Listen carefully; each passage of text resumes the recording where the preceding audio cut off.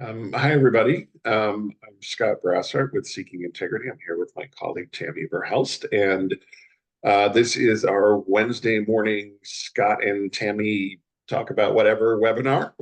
Um, and today, whatever is triggers. I'm going to talk about triggers for both addicts and partners. Usually, I talk about triggers for addicts, but partners get triggered too. And the information is the same for both mostly, and then we'll differentiate as we go through here.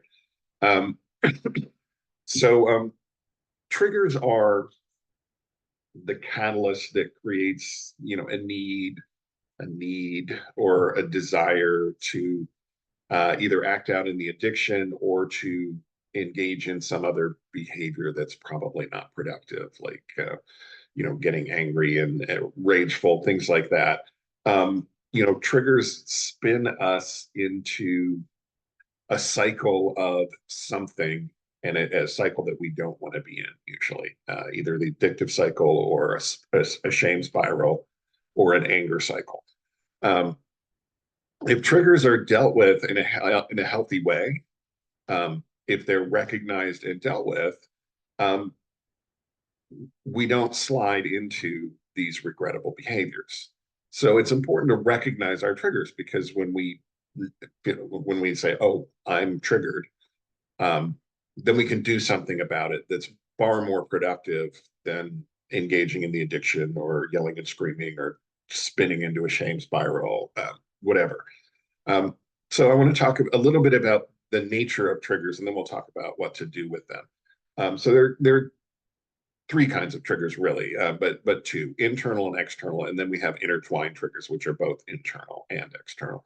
Internal triggers are mostly feelings, mostly feelings that we would describe as negative, although I don't assign positive or negative to feelings. Feelings tell us something. So, feelings are something we need to pay attention to, but they're not necessarily positive or negative. They're information. But we have feelings, and a lot of them we don't like having. Shame. Shame is driving the bus for most addicts. Our other feelings tend to spin off of shame. Betrayed partners may also be struggling with shame. Fear, loneliness, fear of anything, especially finances. I don't care how rich or poor you are, we all worry about money. So fear, but fear of anything, not just finances. Loneliness, boredom is a huge trigger for addicts, not so much for betrayed partners. Anger about anything, stress. Um, Stress is a big trigger for all of us, especially this time of year where there's so much pressure to, look like Norman Rockwell's ideal family, and none of us quite pull that off. There's anxiety, depression, resentment. Resentment is that slow, smoldering anger that sits around for years. We should probably talk about resentment these days. Um, Other feelings, feeling manipulated or used or taken advantage of, feeling ignored, um, unappreciated, unwanted.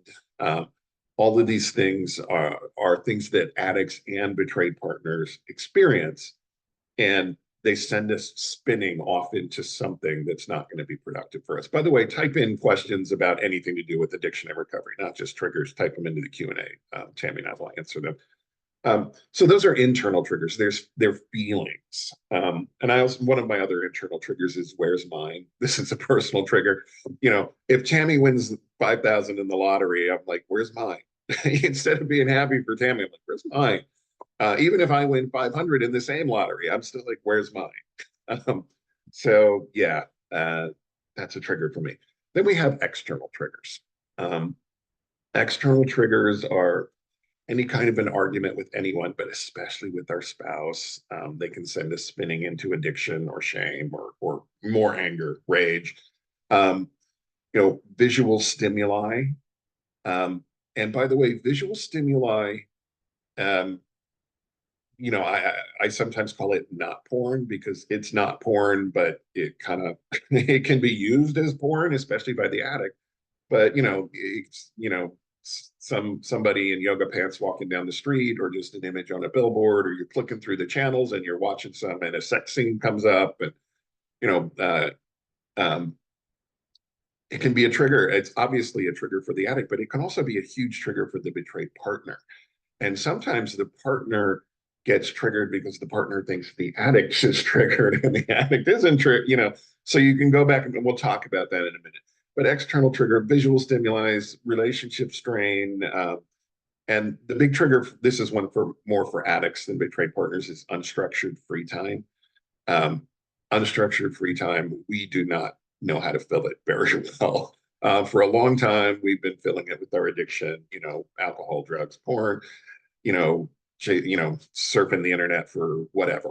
Um, we don't deal well with unstructured free time. So it's a trigger that we need to be aware of, and addicts in particular need to be aware of that. But a lot of our triggers are intertwined. External triggers tend to lead to internal triggers. If my boss yells at me, um, that's an external trigger, but I'm going to have a whole bunch of feelings. I'm going to be like shame and fear, like, am I getting fired? And, stress and anxiety, all of these internal triggers are going to come up, these feelings. So the triggers can be intertwined in that way. This is normal for addicts. It's normal for betrayed partners. It's normal for people whose lives are perfect. We all get triggered. The world is full of triggers. Um, you know, um, One more sort of important thing here to know about, just what triggers are, is they're not all negative in nature.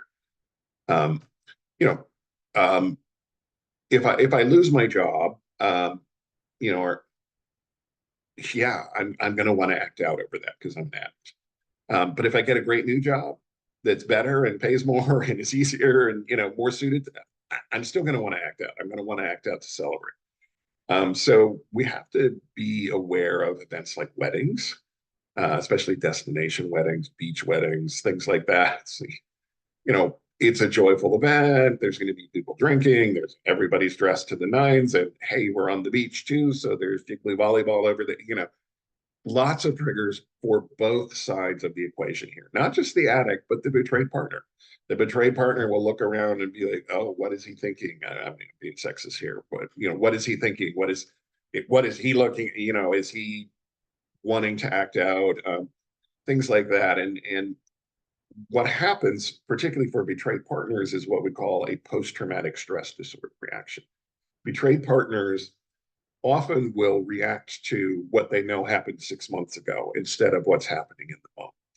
This is why a lot of times addicts are not triggered, but betrayed partners think they're triggered, and then the betrayed partner gets triggered, and all of the feelings, am I not good enough? Does he not love me? Whatever, kick in, and then spin off either into shame or anger.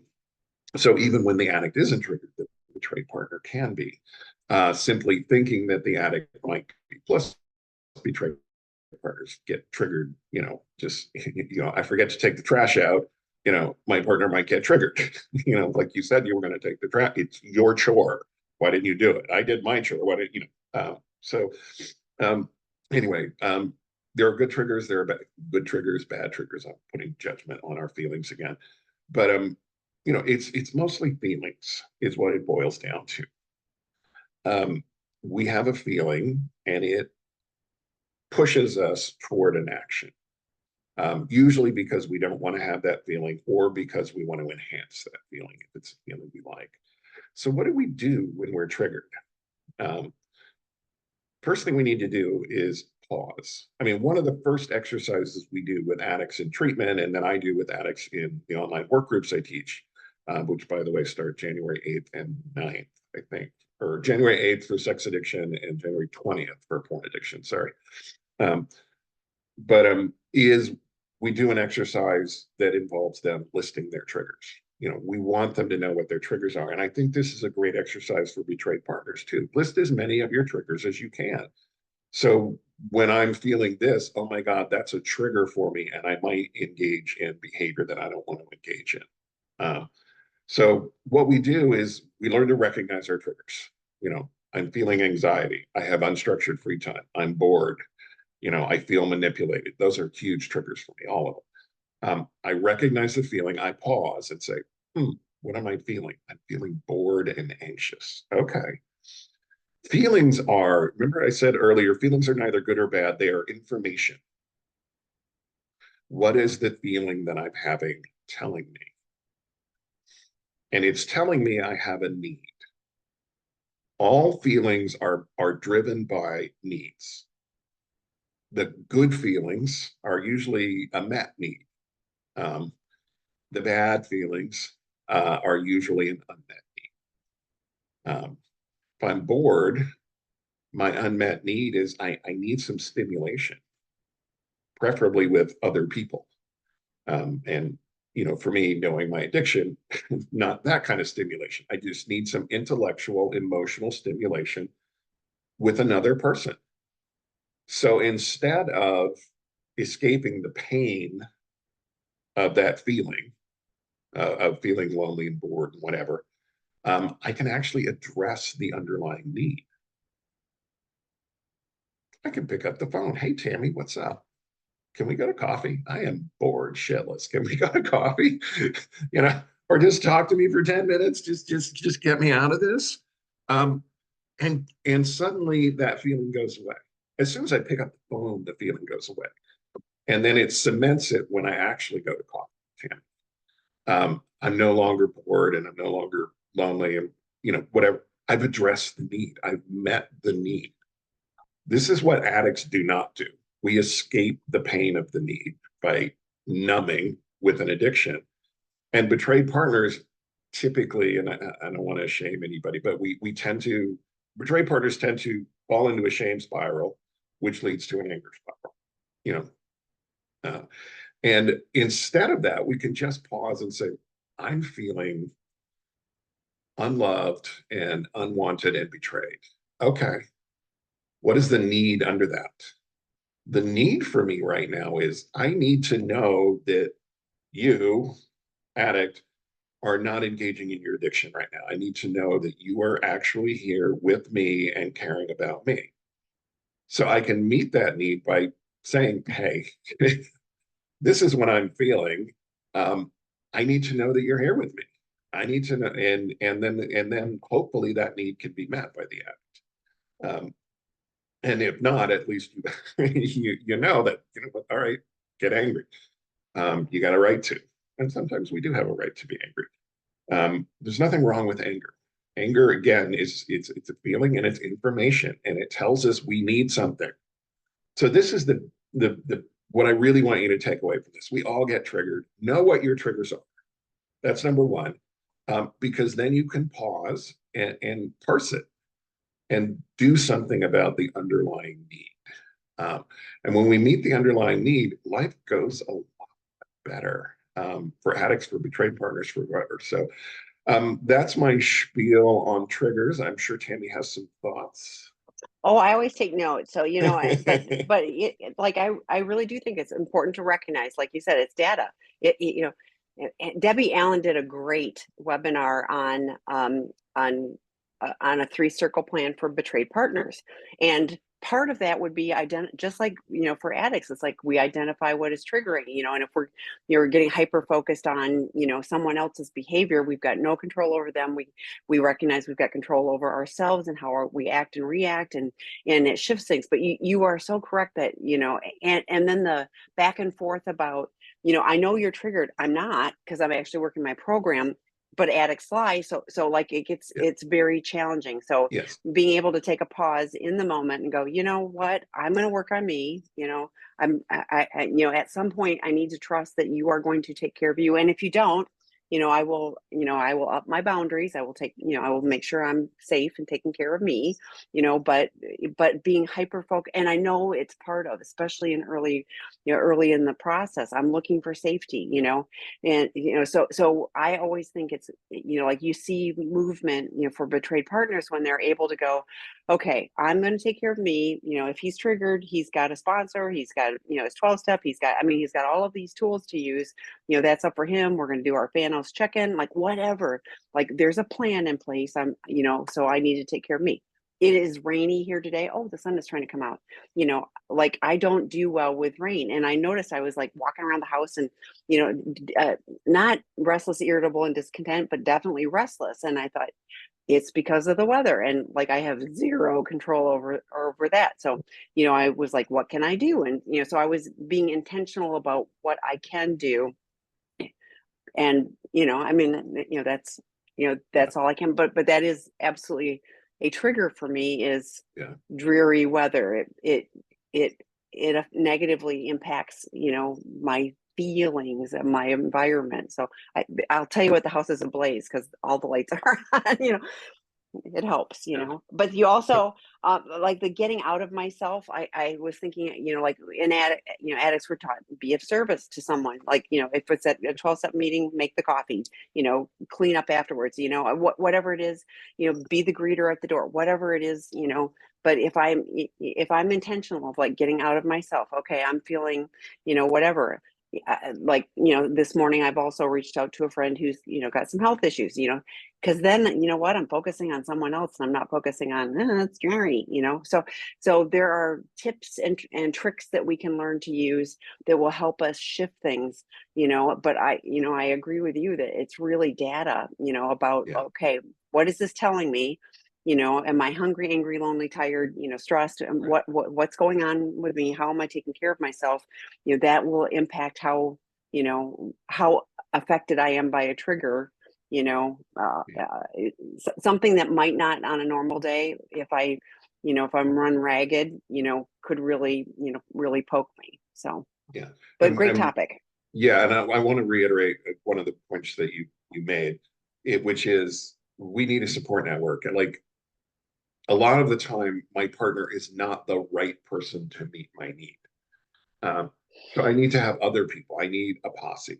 And I have a posse and I use my posse and they use me. Tammy, I know, has a posse and they turn to each other because sometimes, our partner is not the right person to meet the need. If I have a need for safety and my partner still feels really unsafe, it's probably not where I'm going to go to get that need met. I'm going to call my sponsor. I'm going to call my therapist. I'm, going to call my sister who's super supportive or whatever. Hmm.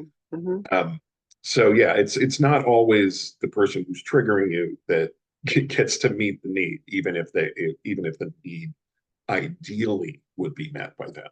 Sometimes we're not there yet. So and that's fine. That's early recovery. Um, so yeah, thank you. So I put, you mentioned your work groups. There are work groups. All of the work groups are starting, after the first of the year Exactly. again.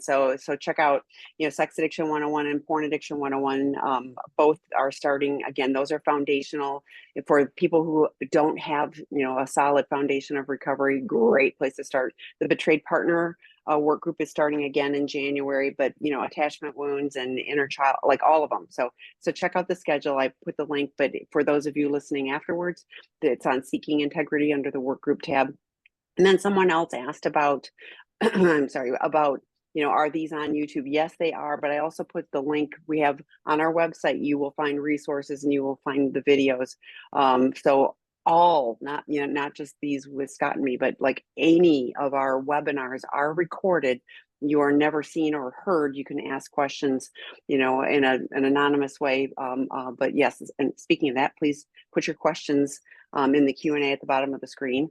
But the drop-in groups, I'm going to talk a bit about those a moment. We have drop-in groups, like Scott talked about having your posse. You can get a posse, through the work groups. You're not going to get them through a webinar. You're not going to connect with people. But a drop-in group, it's addicts or betrayed partners. It's separate. They're not recorded.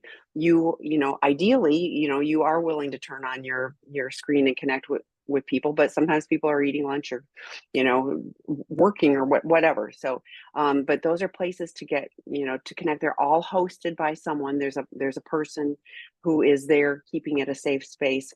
Sometimes there's a topic, sometimes it's just I'm subbing today, on that, and I usually just open it up. Sometimes I have pulled something out of one of my meditations that resonates with me, whatever. But check out the schedule is on our website. Free resources, the podcast.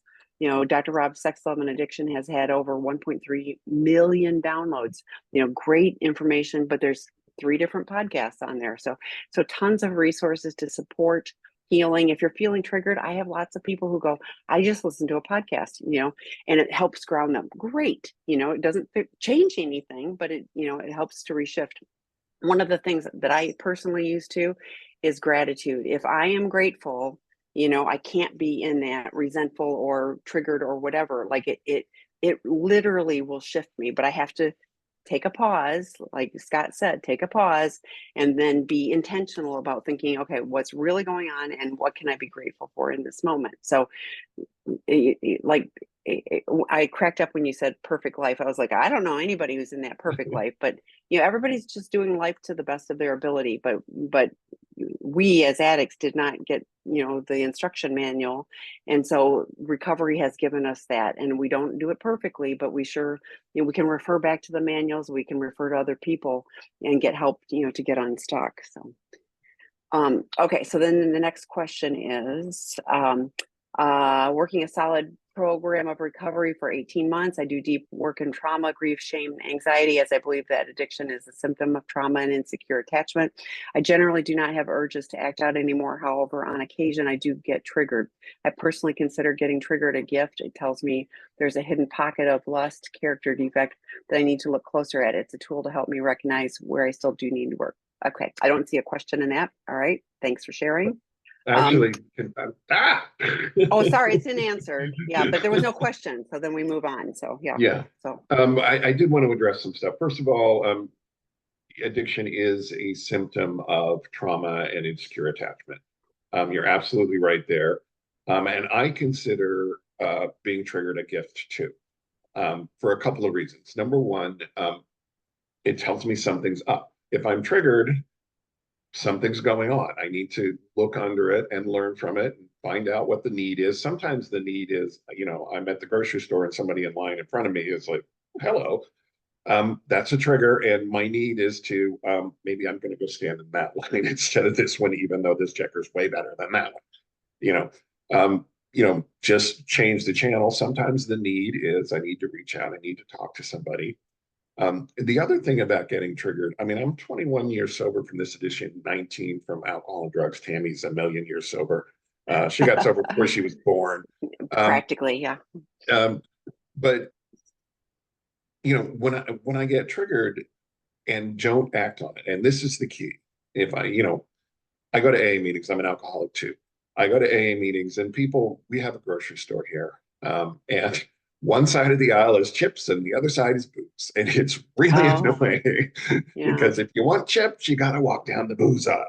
And it's the store that's right by our meeting room. So people come in and just got my groceries and, I wanted to, and there was my brand of booze. And they say, half the time they say, this, and everybody in the room, if they drank that, immediately tastes it. It's like, ooh, yeah, I can taste it. We're all triggered. You share your trigger. We all get triggered. We can all taste the booze, but we're in an AA meeting and we don't reward the trigger. And if that happens enough, the trigger loses its power.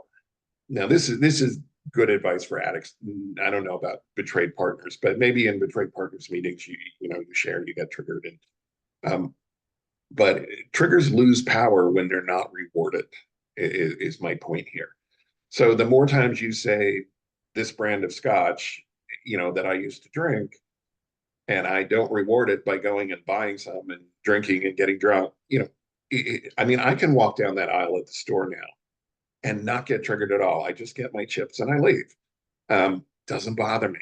It's lost its power over me. But newer people really still get triggered by it, but it loses power over time. So triggers are a gift, particularly triggers in a recovery setting.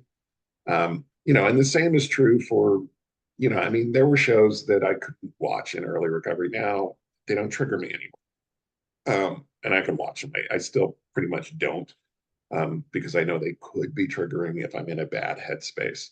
But, I encourage you when you are triggered to, again, pause, think about the feeling, and look for the underlying need.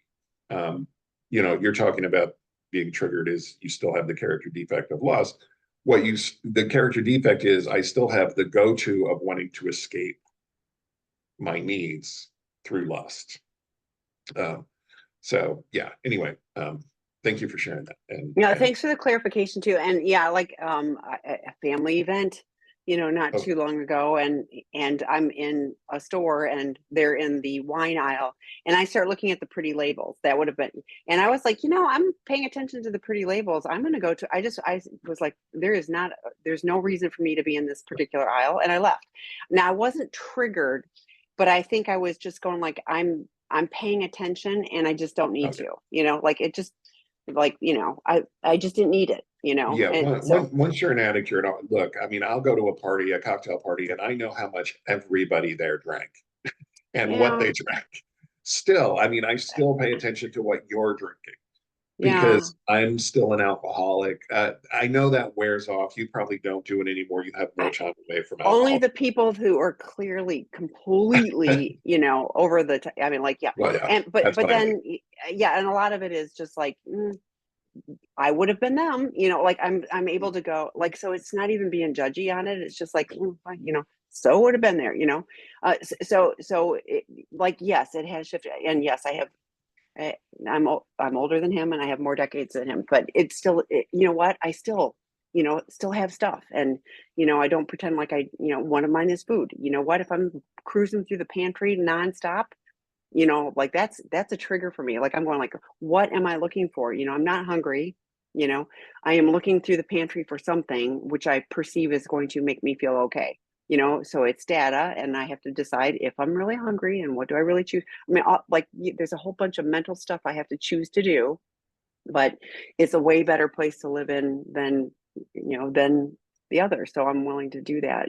But we still both, we've been doing this a while. We haven't quit going to our 12 step. We still have people we are connected to. We are still doing the recovery work, and we both get the benefits of doing that. So it's worth it. So we don't graduate from this program, let's put it that way. Okay.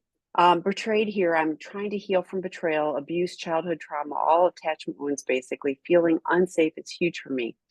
I did a lot of healing work and even somatic work, but still have heavy emotions attack, and it's exhausting. I'm so tired and I can't sleep. I wonder, did you guys have that as well on your journeys? These attacks come suddenly, and I want to be alone, and I don't know how to combine this with my partner. I don't want him to see me like this. I need to be alone and calm myself down. I wonder if I'm even fit to, oh my gosh, even fit to be a partner anymore. It's triggering for me when people say you need a support system, you need people, etc. I'm not from the US and tried to find help all my life. Only when I started to help myself, found YouTube, and this is from the same person, that's why I'm reading it. I started to help heal myself. I'm a solitary person, and people are triggers to me, especially from my culture and background. Just wanted to let you know. Okay, so thoughts on all of this? Why don't you go first and let me read this through again and process? So, Okay, yeah. Uh, so so what I read in the first one, I'm not even sure I'm fit to be a partner. To me, the validation of someone else going, yeah, I've struggled with that too. It shifts things. So yes, some people are more solitary than others. Um, everybody gets to choose their own path, and I'm sorry that that's bothersome to you. When we share that, but we hear lots of betrayed partners who struggle and stay stuck in the struggle, and we have guys and women, people, from all over the world that participate in the drop-in groups, in the online work groups. So all different time zones, all different cultures. But like, so there is an opportunity to connect. It's scary, I'm sure, especially for somebody who prefers to do it alone. Um, the thought physician heal thyself comes to me, it comes to mind of like it doesn't really work. We don't see our blind spots, but we also don't see we don't have the support to nurture, like even the I don't want my partner to see me like this. I'm like, in a healthy, connected way. All right, I'm gonna back up. Dr. Stan Tatkin and I just looked it up. January of 2019, he and Dr. Rob did a podcast on We Do. In a healthy relationship, we are better. together, and all of those things. And that doesn't have to just be with our primary person. In healthy connections, we have support. We are not alone. You get to choose your journey, and if this is working for you, but I hear I'm not sleeping, I'm tired, like I'm struggling with all of these things. And I'm telling you, there's a lifeline. You don't have to struggle on your own. You don't have to be alone with this. And yes, like I didn't sleep good last night. I woke up, couldn't sleep, so I turned to, I did my 4-7-8 breathing, and I fell back to sleep, but yeah, I've learned tips and tricks along the way. But everybody struggles with insomnia. Everybody struggles with stuff. Sometimes it's get up and go do something, because laying in bed thinking about why I'm not sleeping isn't helpful. So, Scott, thoughts? Yeah, betrayal, abuse, childhood trauma, attachment wounds. These are drivers of one of two things. We either shut it down emotionally, or we become hyperactivated emotionally. As addicts, I'm a shutdown. Um, it sounds like you're and activate the emotions kind of person. This is a normal response to a difficult childhood. Um, Feeling unsafe. Um, I 21 years sober, my core feeling is unsafe. Mm. Um, just walking through the world and waiting, I look up to see if the bomb is falling. That's kind of, I don't actually do that, but No, but it's a pretty good metaphor for how it I is. I was feel. gonna say I got the visual of, Yeah, like of the pain and yeah, and yeah. fear. What's gonna happen to me today? And it comes from my childhood. And there are things today that activate those old wounds, and I've done a lot of healing work as well. Um, you know, when those childhood wounds hit, because I'm no longer active in my addiction, I do have heavy emotions sometimes. And you asked if, either of us went through that. I will tell you, I went through it, and I still sometimes go through it. It is exhausting. It does affect my sleep. I have nightmares. Mm. Sometimes I just spin.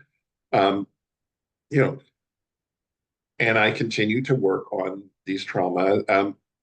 It's part of my life. I've had to accept, okay, this stuff, it's not as bad as it used to be. It's not as painful as it used to be. But when it comes up, I got to deal with it. Um, and I'm an introvert, so I want to deal with it same way you want to deal with it, which is I want to isolate. Um, you know, um, there's a joke in AA, addicts are the only people who cure loneliness by trying to isolate. Um, but I don't think it's just addicts who do that. I think a lot of people, you know, we just want to be alone when we're in pain. And it typically does, as Tammy said, it typically doesn't fix much for us. Um, you know, but we don't want people to see us in our pain. And that to me says, I'm ashamed of my pain. I'm ashamed of my feelings. And, I grew up, I was not allowed to have feelings.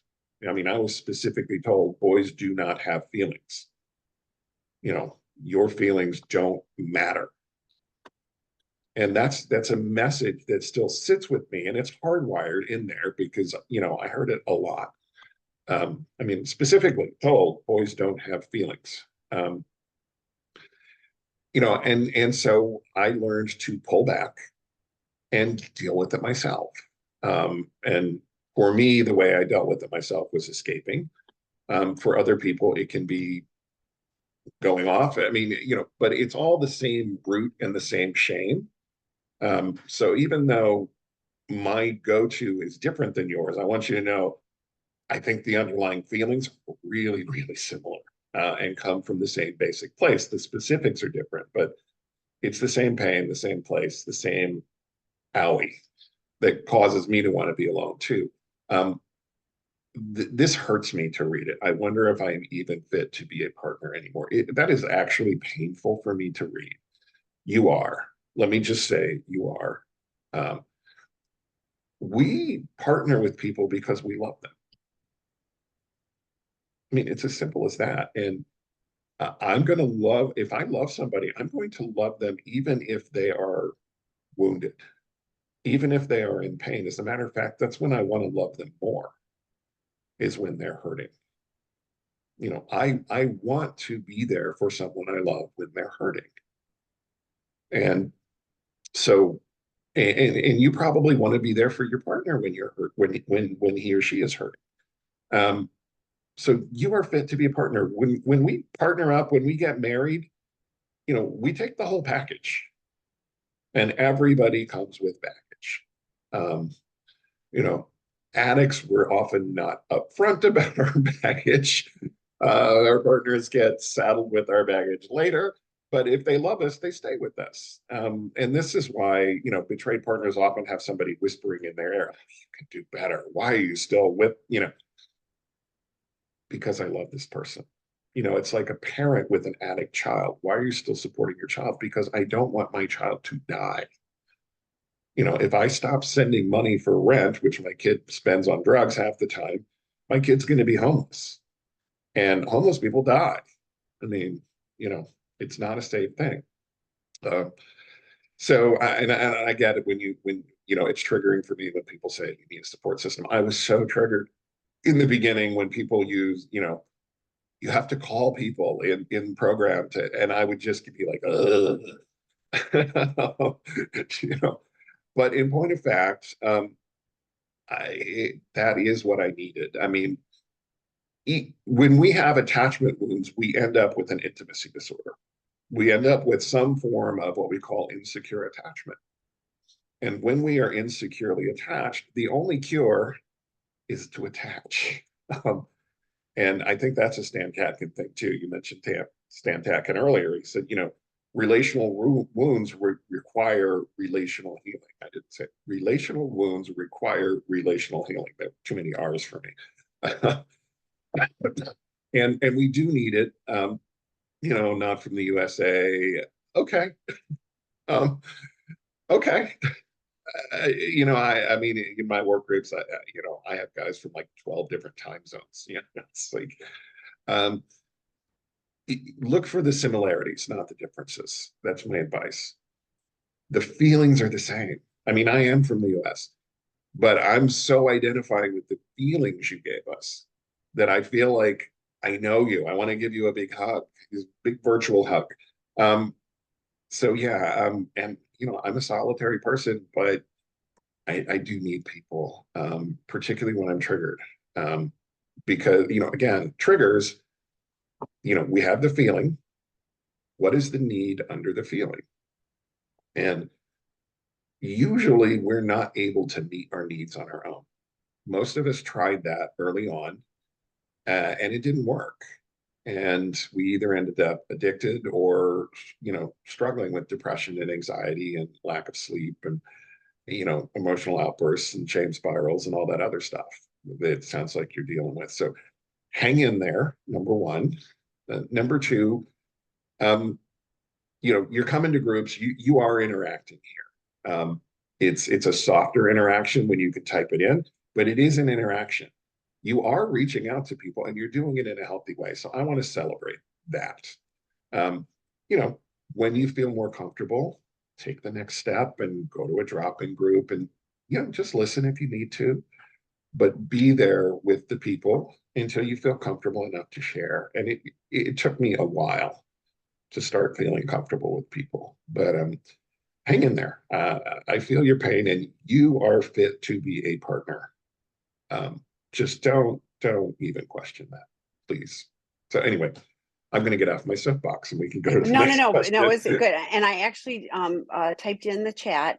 Dr. Enid Gray did a podcast with Dr. Mhm. Rob on Neglect the Silent Abuser. It's a really good book on, and it's not like the Child Protective Services neglect. It's like all of those subtle forms of neglect and Troy Love, I have affirmed he will be doing the webinar next week. And he talks about attachment wounds and those voices of shame, like the judge is going, "You're not worthy of this," or the politician of going, "Oh, everybody must only see you have to put on this false front because they won't like you." So all of those things, I think you would find that really helpful. And he has a whole bunch of them in the previously recorded webinars, which I have posted that earlier on the in the chat as well. And he does for betrayed partners on alternating Thursdays and on Fridays, for the guys with addiction, a drop-in group for free too. And he also does a work group.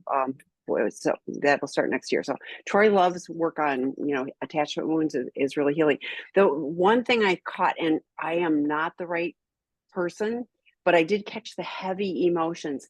And I don't know if you've ever been screened by someone who can identify. Like, I'm wondering if you have like clinical depression or something along those lines, where getting some clinical intervention, with that could be useful. Not everybody, but for some people, like those, when you talk about heavy emotions, I'm wondering if there's something more a biological going on that could be again, I'm not the right professional. I refer people to those people, but getting it screened for that could be at least information data, one way or the other.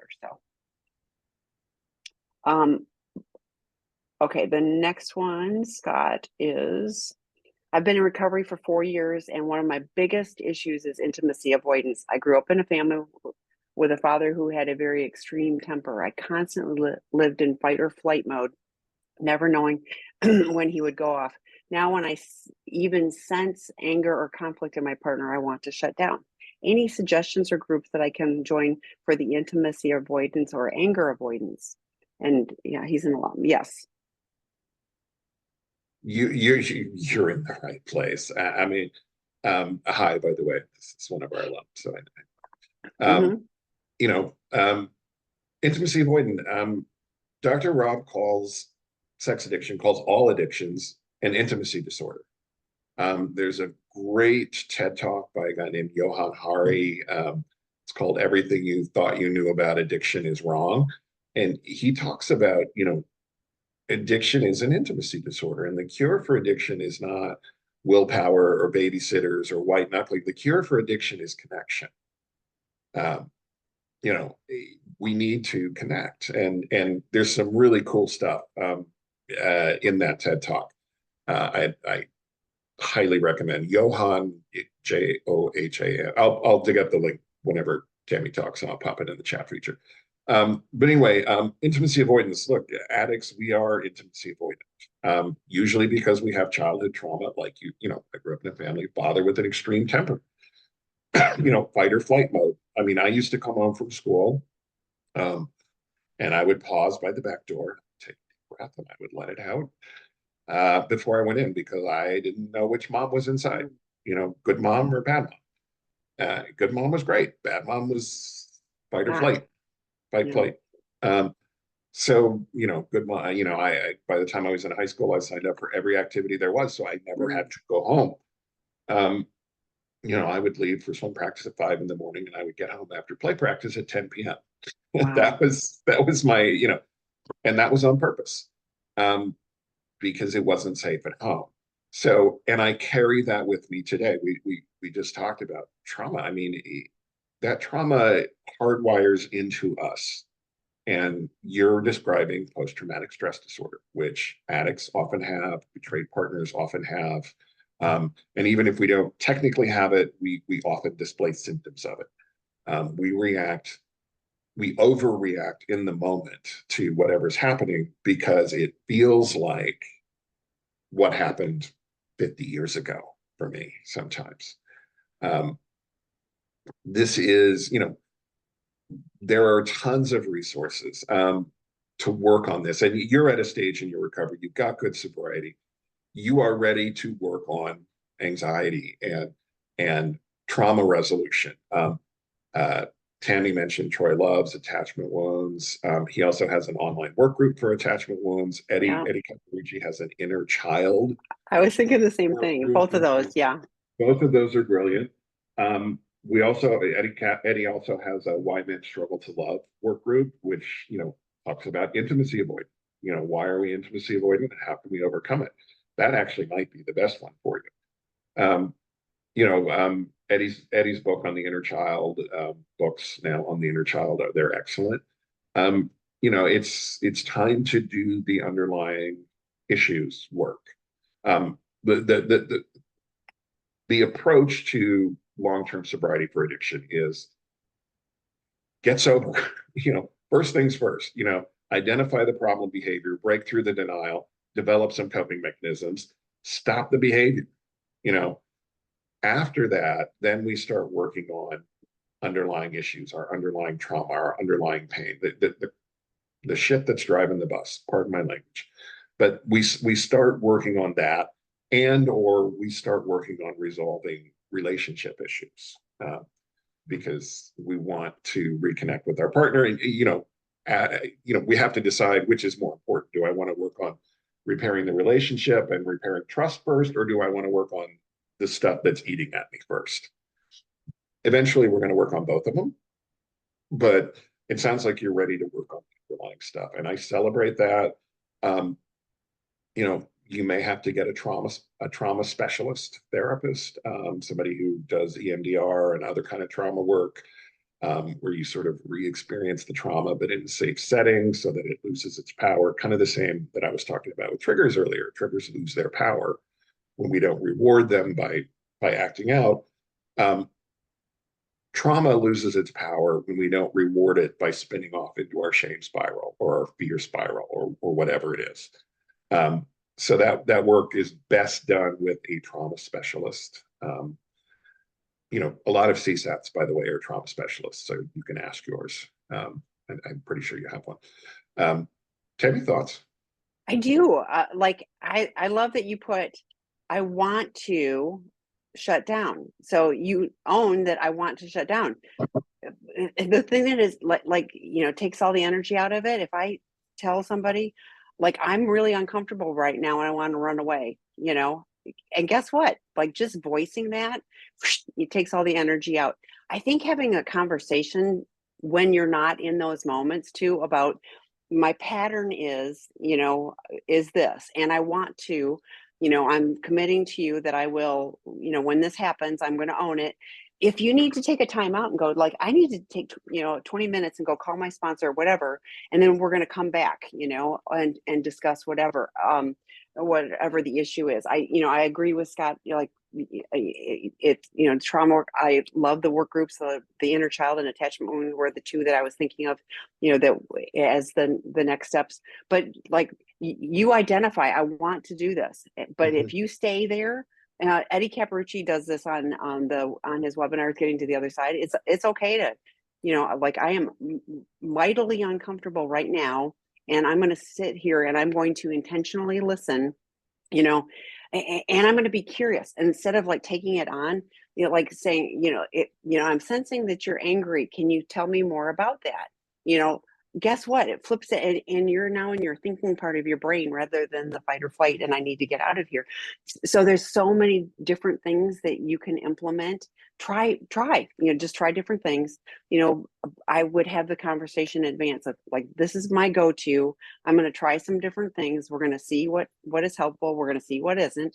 See if we can, get there together, but giving yourselves, both of you, the space to have the dialogue about it, or if there's a look or a tone or something, when I want to hear your message, but when my ears are hearing this, when my brain is hearing it this way, then I struggle more. So I'm wondering if you could, share it in this way. I mean, like, lots of different ways to come at it. But I love that you're asking the question, and that you go, this is where I want to go. Like, you have that awareness. You haven't just gone. So that's huge progress. Yeah. Let me read this next one because I went through it. Okay. I'm going to change some wording in this. Okay. My husband shared with me in his live group CSAT class, that there's a new guy in his 60s that the CSAT let in there, after he left his wife to be with a 22-year-old dancer slash prostitute. I'm uncomfortable with this because my husband has a similar history and gave a lot of money to a particular dancer slash prostitute. I told him I'm questioning his CSAT's judgment on letting this other man in, knowing our situation. My husband said he will never share anything that goes on in his group again. I know he was uncomfortable, and that's kind of where it tails off there. But so the situation here, as I'm reading it, is your husband goes to group therapy or a group class that's run by his CSAT. And there is a new guy who has similar behaviors to your husband's, um, who is now in the group. Except this guy actually left his wife to be with the dancer slash prostitute, whereas your husband chose not to leave his wife. And this is making you uncomfortable. I'm guessing that you are triggered because you are feeling unsafe. And you have a need for safety. So I'm going to try and explain why this is not as unsafe as you might be feeling it is. Um, Sex addiction therapy, particularly group therapy, is about learning from other people. Um, we learn not only from our therapists, but we learn from the other guys in the group. And it is helpful to have somebody in the group who has similar behaviors. I would actually want this guy in his group because, look, he's in his 60s and he left his wife to be with a 22-year-old dancer slash pro. It is not going to work out. Okay. It is not going to work out. It is going to become a nightmare sooner than later. I would want my husband in there watching this nightmare and realizing, oh, the fantasy and the reality are very, very, very different. This other guy, he opted for the fantasy and he is about to have that fantasy come crashing down.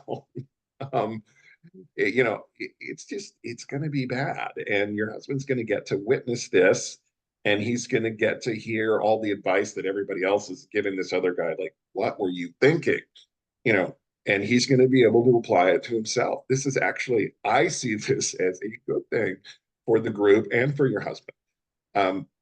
What I don't see as a good thing is my husband said he will never share anything that goes on in his group again. Eek. Um, um, oh, yeah, Johan Hart. I'm looking for it. Oh, thank you. Yeah, I mean, uh, he's feeling, look, he is now triggered because you got triggered. And this is a situation we were talking about earlier, you know, where the addict isn't particularly triggered by something, but the betrayed partner gets triggered by it. And then the addict gets triggered by the betrayed partner being triggered. And then we spin in this, the Texas two-step of, direct to hell. And he shuts down, you shut down. This is not helpful for either of you or your relationship. Um, you know, if he wants to share something about his group, and he should not be sharing huge specifics about his group. But you say he was uncomfortable, and I'm guessing the bit that tailed off is he was uncomfortable in group therapy when this guy came in because the guy's acting out was so similar to his own, and the guy took it a step further. Of course, he was uncomfortable. I'm glad he was uncomfortable. He's looking at himself going, "Ooh, I almost did that," or I thought about, whatever. I'm glad he was uncomfortable. He should be uncomfortable. Um, that should make him uncomfortable. When other people start talking about engaging in behaviors that I engaged in or almost in, it does make me uncomfortable because it brings up my own feelings of shame and guilt and remorse. And this is a good thing. What is the need for him under that? The need for him under that is to stop engaging in those behaviors and move forward in his recovery, which he can do. I understand your need to feel safe. I understand why you're triggered. I do. You're probably looking at this and thinking he's going to follow that guy's lead. What I'm trying to tell you to make it less unsafe is no, he's not. He's going to be like, oh, thank God. Thank God I didn't do that. Anyway, Jamie, thoughts? You're muted. There you go. I would know because I like the YouTube. I found the link and I put it, for I found the link, but it would kept, talking, so I muted. So anyway, yeah, so first of all, I really think your husband needs to check what the policy is for the group therapy because like 12-step, like when people are talking about who they, in 12-step, who you hear here or who you see here, what you hear here, let's say here, let it stay here. Yeah.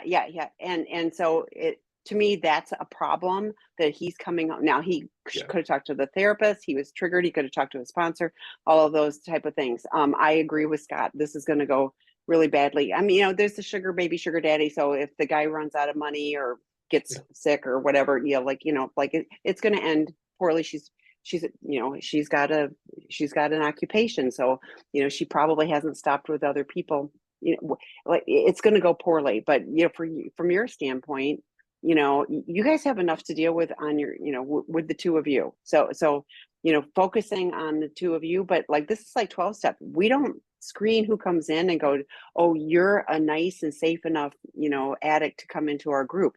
Like there's all kinds of people, and it's up to us to hold our boundaries, and understand. And a little different than, I don't go to meetings where we, go down the line of like talking about, even a brand of alcohol. I mean, we just don't, we're talking about how do we live life in life's terms, and that's really the focus. And so, your husband is going to a group. Hopefully that's not the only thing he's doing for his recovery. B, he's still with you. The two of you are still together, and you are looking at how do we move forward. So each of you having, doing the work that you need to do to, for your safety. I always say, I swear, healthy boundaries for you are physical, financial, emotional, spiritual. What are your healthy boundaries in place for your safety, not punishment against what his behaviors are? But, I mean, like, there's, for the people that are on this path that do the work, the future can be, you can have a better relationship, more honest, deeper, caring, more vulnerable and real, but it isn't without, speed bumps along the way. So, but identifying, I'm so glad you're here. I'm really triggered by that. So what do you need to do to take care of you? There's a betrayed partner drop-in group at 12:30 Pacific time. Would love to have you there. Go, I was really triggered by something that happened. Okay. And how do you take care of you? It's, mindfulness, meditation, talking to other people, whatever it is, are the things that ground you and help you take care of you. Is, you got no control over him, but we can work on safety for us. Yeah. And just one last thing from Mm-hmm. the addict standpoint here. I both love and hate when somebody holds the mirror up for me, which is what this guy is doing for your husband. This is why your husband feels so uncomfortable. I mean, he's looking over and seeing a guy in his 60s with a 22-year-old going, well, that's just creepy. Yeah. And could be granddaughter. Going, oh, literally crap. Could be granddaughter, Right.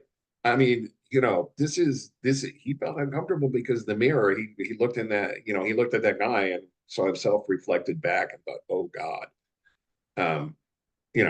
And so, I think this is good for your husband. It's a chance for him to really see his behavior in a much truer light than he's probably seen it before. Yes. So anyway, and I do want to empathize with you. I understand why you're feeling and what you're feeling. I'm just trying to make it a little more safe for you. Yeah, no, we completely understand. Oh, yeah. For both of you, honestly, that he's uncomfortable and that you're going, oh my gosh, I had somebody that was sharing the other day that they were worried about their husband going, some betrayed partner had put out there that it's unsafe to go to 12-step meetings because they're going to learn new behaviors. And I was like, well, that would be a really unhealthy 12-step meeting if all they're talking about is, hey, have you tried this? You should really go out and do that. That's not the point. That is never the point, of a 12-step meeting. So, and unfortunately, when false information like that gets put out there, then guess what? People stop getting the help that really can help them change and be different. So, but well, Scott, thank you as always. We will be together again in January for this. Watch the schedule. Troy Love, as I mentioned, will be on for the attachment wound, finding peace.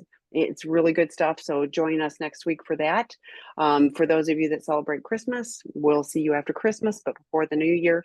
And do watch the schedule because some of the groups are still going, throughout the holidays, and a few of them, like on Christmas Day, they're not, but New Year's Day they are. So watch the actual calendar on our site for that. So thank you for the questions. Thanks for participating. Bye, everyone.